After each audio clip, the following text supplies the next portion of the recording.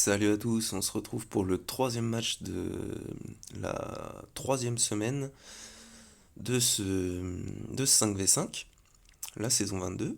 Et du coup, on est contre un mec qui a deux GL, donc JML et SLKR.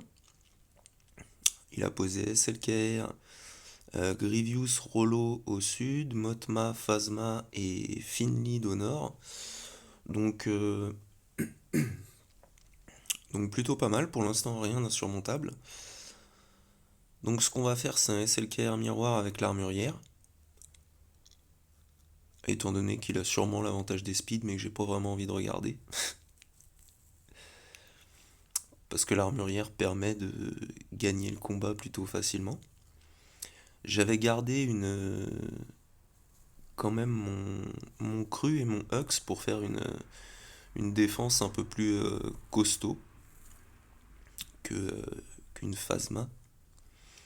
Mais j'avais quand même besoin d'un second tank pour être sûr qu'il gifle pas mon armurière avant qu'elle ait mis ses 3 stacks à SLKR. Donc là, parfait. Elle a eu les 3 stacks tout de suite.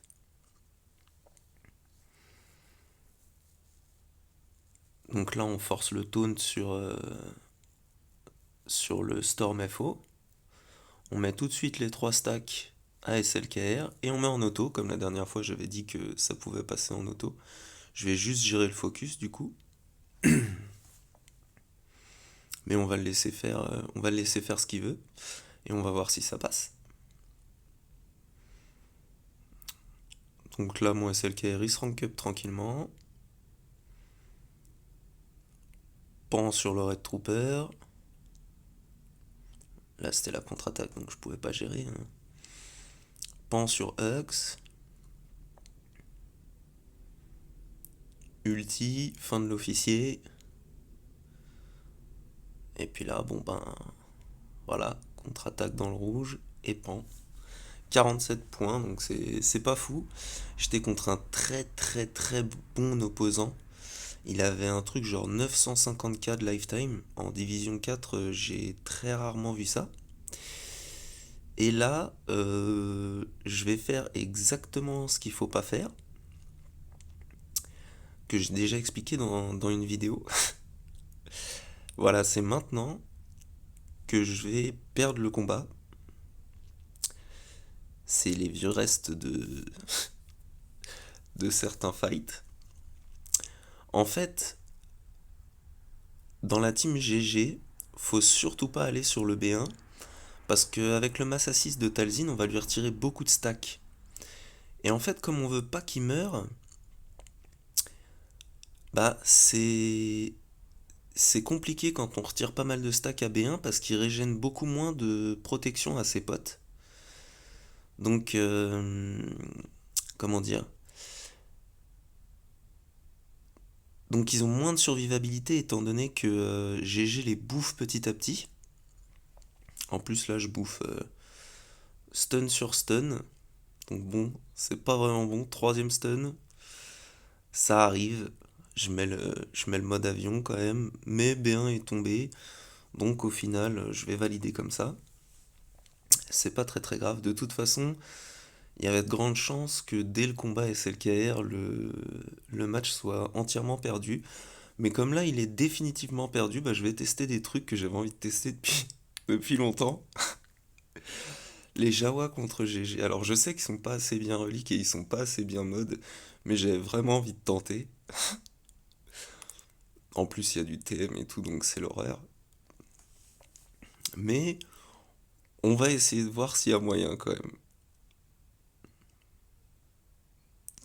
Non, GG quand il pète, qu'il passe dans le rouge et après qu'il revient dans le jaune, ça c'est dommage. Mais ils en ont quand même eu deux. C'est quand même pas mal. Je suis fier de mes Jawa. Enfin bon, du coup c'était assez fun, mais ça fait quand même deux fails sur GG. Mais bon, on est là pour s'amuser. C'est pas trop grave. Normalement, je devrais, quoi qu'il arrive, pas louper le Kyber. Donc, au moins, c'était drôle. Et puis, vous saurez ce qu'il faut pas faire sur GG. Enfin, ce qui peut, comment dire, faire du mal à votre propre team NS. c'est d'aller sur le B1. C'est jamais une bonne idée. Donc là, on va faire l'habituel Kira Nest Oda, sauf qu'on va le faire sur une Rollo. Alors, ce qui est chiant quand il y a Rollo, de le faire en face de Rollo, c'est que personnellement, mon Oda est un truc genre G10, G11. Et du coup, si elle met la OE au moment où elle n'a pas la prévoyance, au moment où Oda n'a pas la prévoyance, elle fait très mal. Parce que moins il y a de personnes en face de Rollo, plus son AOE tape sur les mecs qui restent. Donc là, c'est sur les trois. Donc Kira et G13, ça va, elle peut encaisser. Nest, elle est R7, et puis c'est Nest, donc elle va encaisser. Mais Oda peut avoir des problèmes, selon sa vitesse et son gir. Après, bon, la fin, c'est du fight en auto. Une fois que Rollo est tombé, toujours focus l'esquime Han en premier, histoire qu'il puisse pas raise.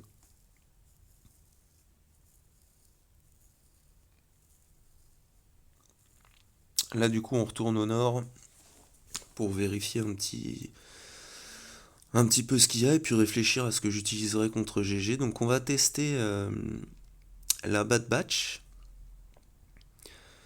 sur la Mont Motma. Alors, j'avais un doute, et voilà pourquoi. C'est parce que Tech n'a pas joué juste derrière Echo. Donc, c'est beaucoup plus compliqué. Et une fois qu'il commence à jouer, ça devient extrêmement compliqué. Euh, Étant donné qu'ils gardent pas leur debuff, c'est surtout sur ça que joue la Bad Batch. Donc une fois que Cracker est tombé, les autres ils sont en mousse, ça sert plus à rien en fait. Donc au bout d'un moment, on va quitter le combat en faisant un petit crash d'appli.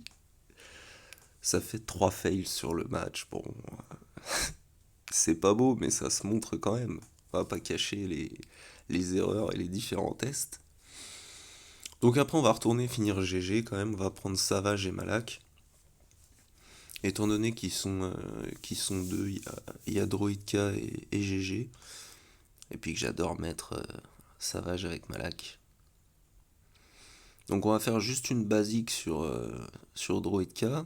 Étant donné que on va garder notre Dispel Shock pour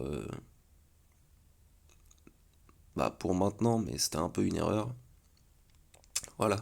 Parce qu'au début, je voulais le garder pour quand il ferait sa roulade et qu'il passerait en immu dégâts, mais au final, je l'ai fait. Je sais pas trop pourquoi, ça aussi, c'était une erreur. Donc, tant qu'à faire des conneries, autant y aller à fond. Bon, là, on est plutôt pas mal. Il est choc, il est stun. On le rect. Savage et Mala qui sont plutôt costauds. En plus, avec le lead de Savage, ils ont une bonne survivabilité. Ils ont de l'Athéna en plus. Grievous devrait pas faire grand chose, surtout que Malak est très très téna. Et pan, j'ai pas fait le drain exprès pour que Savage puisse avoir le kill. Parce que c'est aussi ça la beauté du geste. Enfin bon, bref. Du coup, derrière, il y a DGO, une Nut et une Anes. Donc c'est quand même pas dégueu. C'est pas des mauvaises teams qu'il a mis en défense. C'est. Ça peut faire perdre les bannières, hein, étant donné qu'il y a quand même pas mal de G13. Les teams sont cohérentes et tout. Donc il joue beaucoup l'attaque, étant donné son score vraiment costaud pour quelqu'un qui est en Div 4. Il joue vraiment pas mal l'attaque, mais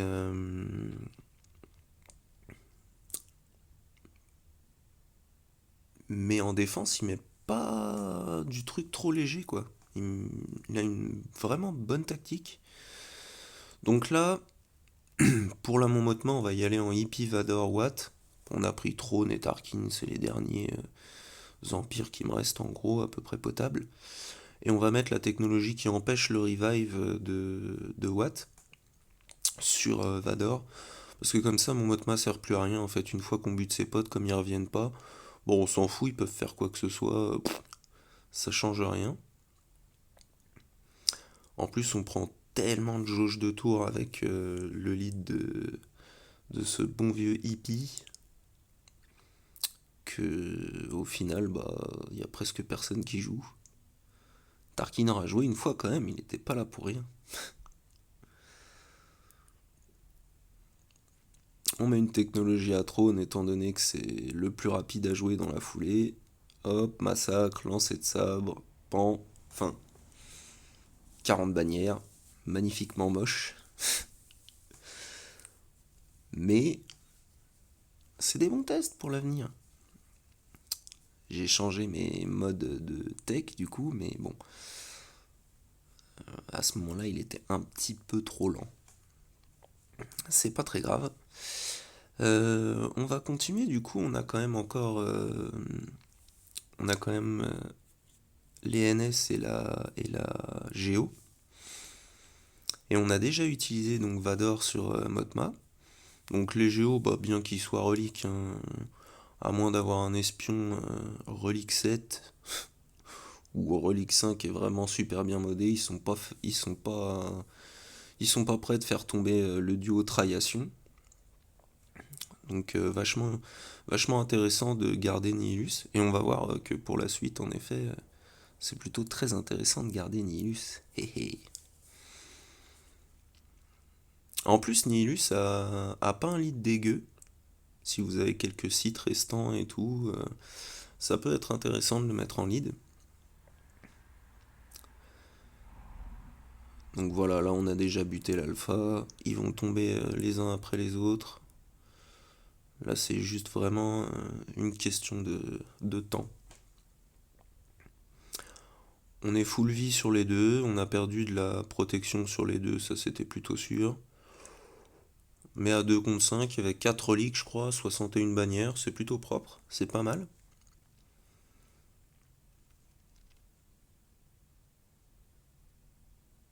Donc il reste l'Anut, la NS. Les NS on va y aller en DR normalement. Ou peut-être en Padmé.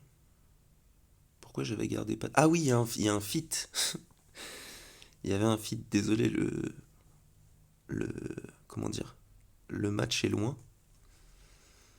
Voilà, il y a un fit à faire avec cette team. Donc,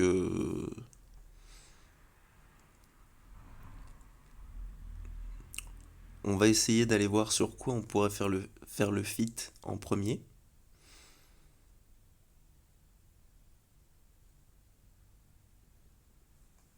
Alors, je sais plus sur quelle team j'étais parti.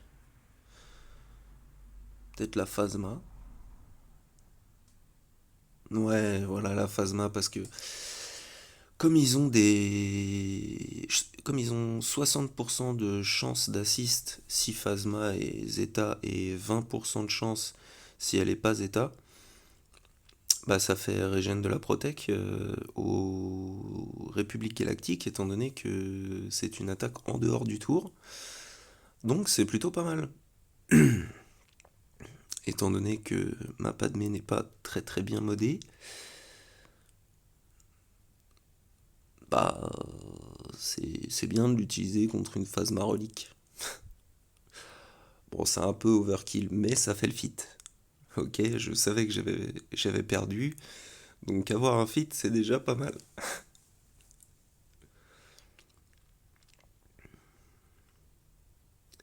Après, c'est un combat normal, hein. Sidious qui arrive à prendre son kill quand même, propre. Donc on va terminer le TIES, après on finira Phasma, et on sera bien. Boum, un de moins, deux de moins. Voilà, ça fait 56 bannières, bon c'est pas la folie, mais le fit est fait. Impeccable. Donc on va retourner au nord, et la team Résistance, bon, on va tout simplement la faire avec SE et au cas où, on sait jamais, on va mettre le Black Trooper. Il nous reste plus des masses de team, donc c'est pas le moment de se foirer, même s'il y avait peu de chances quand même qu'il tombe qui tombe SE à E5. Il tape quand même pas mal fort, donc bon, pourquoi pas. On, on peut mettre le Black Trooper pour être safe. Après, honnêtement, je pense que ce serait passé en SE solo. Mais étant donné que j'avais déjà testé pas mal de trucs qui n'avaient pas marché, bah, je voulais être sûr d'au moins pouvoir full clear parce que c'est quand même le but, le full clear. Donc voilà, au début j'essaye de la jouer manuelle et comment dire, parce que je voulais voir si je pouvais garder le Black Trooper en vie. Mais là je pense que je fais une erreur, c'est que je vais relink alors que si je l'avais joué en basique, j'aurais peut-être pu les buter avant qu'ils finissent le Black Trooper. On saura pas. C'est pas grave. Du coup, je mets en auto parce que là maintenant, de toute façon, il est déjà tombé et puis je peux pas récupérer de protect comme j'ai lancé l'ulti. Donc ça fait 59 bannières, c'est plutôt. Oh, c'est pas mal. De toute façon, on n'est plus à ça près, hein. Clairement, là, ça fait très longtemps que j'ai perdu. Donc ces vaisseaux, il a mis le finaliseur et le malveillant. Mais on verra le résultat après les persos. Étant donné que les vaisseaux, c'est pas. Comment dire? C'est pas ce que je préfère. Voilà. Mais en gros, ce sera des miroirs pour les deux. Et donc, sur la Team Nut, comme il y a Nest, et que j'ai pas envie de me retrouver coincé derrière elle, mais que les géos marchent quand même vachement bien contre la Team Nut, et ben je vais tout simplement retirer un géo de l'équation, donc Sunfac, et je vais mettre Nihilus en cinquième. Comme ça, le but, ça va être de les buter tous, et de buter Nest avec Nihilus. Comme les géos mettent pas mal de debuffs, en plus ça permet d'augmenter les cooldowns et de réduire les nôtres avec Nihilus, c'est plutôt pas mal. Donc le début, bon forcément on doit rect le Short Trooper en premier étant donné qu'il taunt. Mais ensuite on va essayer de tuer 2 fois Django, tuer 2 fois Nut, et puis après par contre il faudra qu'on s'arrange sur Doku et Nest. Donc je tentais quand même le gros hit de l'espion sur Nest pour voir à combien je pouvais taper. Mais mon espion il est pas mal modé, mais il est pas au petit point de vue des modes, étant donné que c'est une team que j'apprécie que moyennement, à part son leader. L'alpha est vraiment cool. Pour botter le cul de JMK en arène, c'est très propre.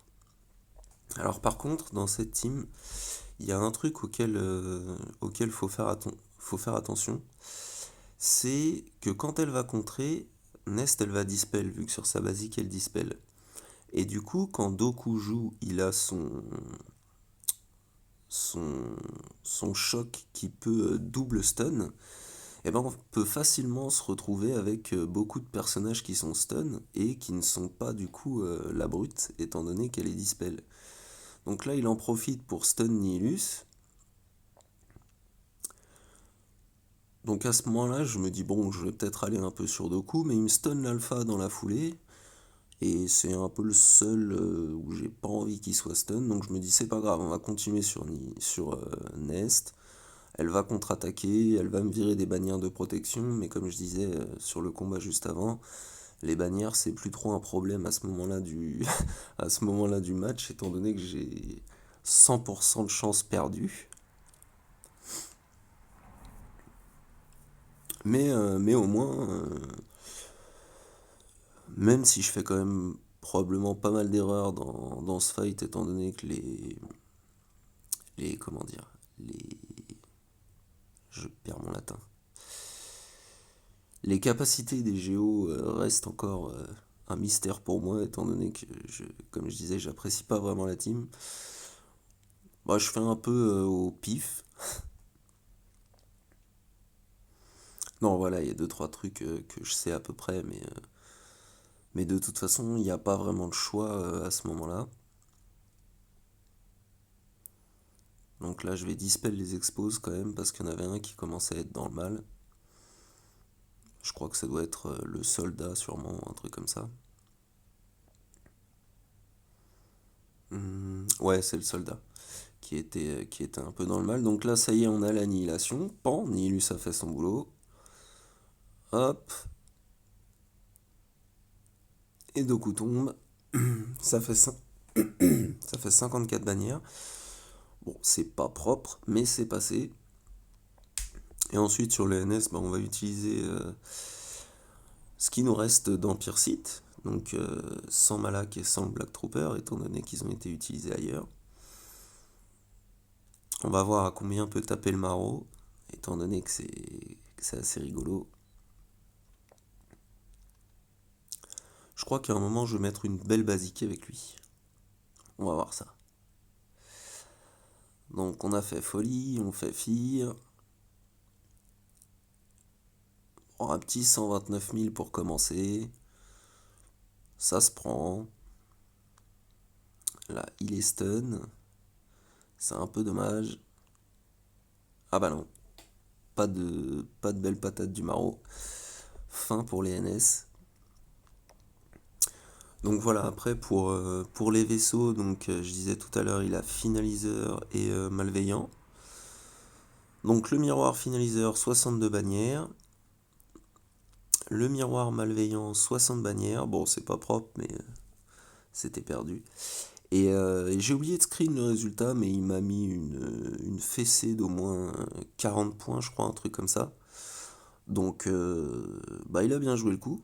Il m'a MP pour me dire que mes teams étaient rapides, c'était sympa. Et puis voilà, j'espère que vos GA se passent bien. En tout cas, on se retrouve pour le prochain match qui va être très très rigolo et très très fun. Allez, je vous souhaite une bonne soirée, une bonne GA et une bonne TW à tous.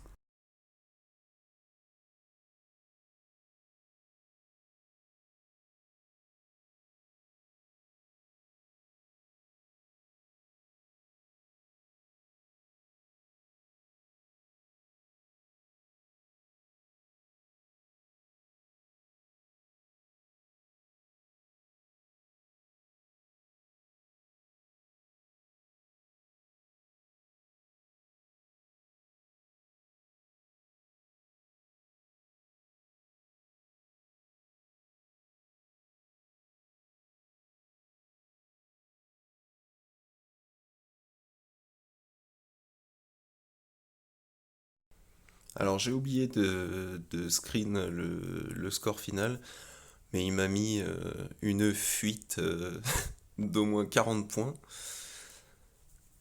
Voilà, donc c'est une belle défaite, c'était rigolo. Et les Jawa ont tué deux droïdes quand même, c'était sympa. Et pour info, ma prochaine GA sera vraiment très rigolote, je pense que vous kifferez. Allez, salut à tous.